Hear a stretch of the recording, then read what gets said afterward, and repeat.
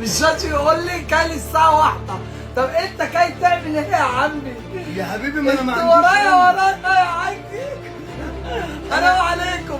كروان مشاكل نشر فيديو من أوضة النوم والمحامين دخلوا على الخط.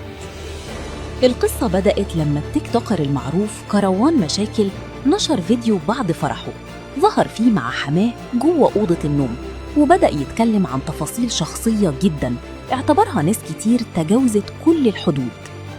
الفيديو قلب السوشيال ميديا حرفياً، ناس هجمته واتهمته إنه بيقدم محتوى خادش ومش مناسب للعائلات، والبعض طالب بمنعه ومحاسبته قانونياً. ومع تصاعد الجدل، المجلس الأعلى لتنظيم الإعلام قرر التحرك رسمياً وطلب حجب كل حساباته الإلكترونية بسبب اللي وصفه بمحتوى مخالف للقيم والأعراف الأسرية في المجتمع المصري. الموضوع موقفش عند كده، محامين قدموا بلاغات للنائب العام واتهموه بالإساءة للقيم الأسرية ونشر محتوى غير لائق.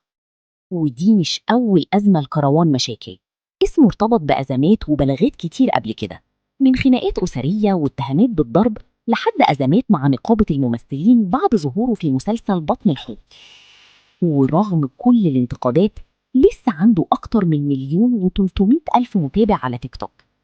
وده اللي رجع السؤال من جديد، هل أي حاجة تجيب مشاهدات تبقى مقبولة؟ ولا السوشيال ميديا بقى لازم يبقى ليها حدود؟